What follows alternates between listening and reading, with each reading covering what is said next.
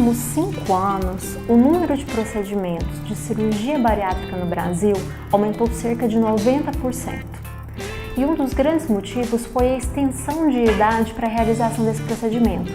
Hoje, adolescentes a partir dos 16 anos e idosos após os 65 anos já podem fazer a cirurgia bariátrica. Mas é sempre importante ressaltar que a cirurgia bariátrica deve ser a última opção para o tratamento do peso. Antes disso, o paciente deve sempre tentar perder peso de uma forma mais natural, fazendo uma reeducação alimentar, optando por regularidade na atividade física e melhorando seus hábitos em relação à alimentação, melhorando a sua qualidade de vida. Se mesmo assim, depois de um período de 2 anos, o paciente não conseguir obter sucesso na perda de peso, é preciso que ele procure um médico para avaliar se ele possui os critérios para a indicação da cirurgia bariátrica.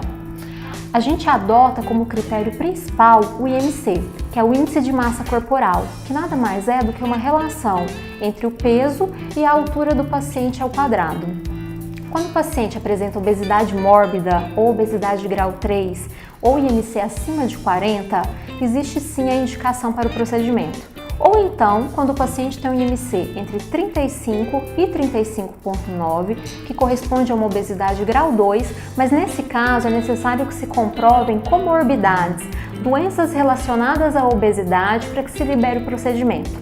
Essas doenças são hipertensão arterial sistêmica, diabetes mellitus, esteatose hepática, que é a infiltração de gordura pelo fígado, apneia do sono, que são os episódios de parada respiratória à noite que podem ser ocasionados pelo excesso de peso, e os problemas articulares, que podem ser uma osteoartrose de joelho, ou uma hérnia de disco, ou algo que limite a funcionalidade e o andar do paciente.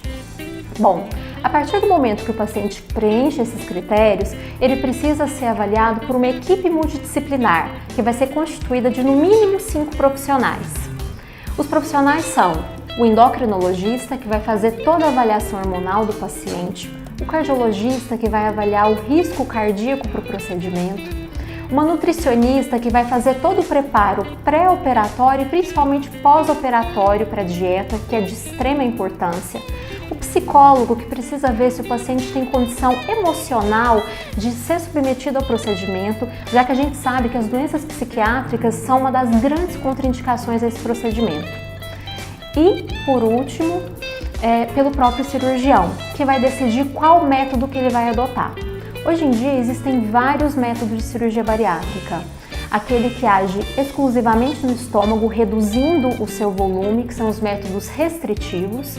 Existem os métodos desabsortivos, em que você retira parte do intestino do trânsito, reduzindo a absorção dos nutrientes. E existem os métodos mistos, que são os mais usados, onde você pega um componente de redução do estômago e retirada de parte do intestino, sendo que a cirurgia mais comum é a gastroplastia redutora em Y de Roux, que é uma técnica mista. Bom, um paciente, depois de ser avaliado pela equipe multidisciplinar, ele precisa realizar todos os exames para avaliar os seus reais riscos e se ele realmente apresenta alguma contraindicação para esse procedimento. E nesse momento, enquanto ele realiza os exames, é importante que ele já comece uma dieta, pois hoje já se sabe que uma perca de peso de cerca de 10% antes do procedimento cirúrgico reduz muito os riscos do peri e do pós-operatório. Bom, a cirurgia hoje, como a gente tem cirurgiões super bem treinados e capacitados, é uma cirurgia extremamente rápida. Ela dura cerca de 2 a 3 horas e não é feita mais como antigamente, com um corte na barriga que ficava com uma cicatriz muito grande. Hoje em dia ela é feita por videolaparoscopia, onde o paciente sai com apenas alguns pontinhos na barriga. Muito provavelmente, se tudo correr bem, em até uma semana ele já vai estar em casa e 1 mês após ele já vai estar levando vida normal, né?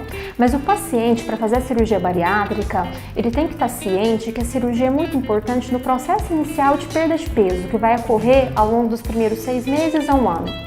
o paciente tem que estar extremamente ciente e absolutamente convicto de que aquele procedimento é a única e a última alternativa para a perda de peso dele, já que é um procedimento extremamente invasivo e que tem riscos, apesar dos riscos hoje serem extremamente pequenos, menos de 1% de complicação.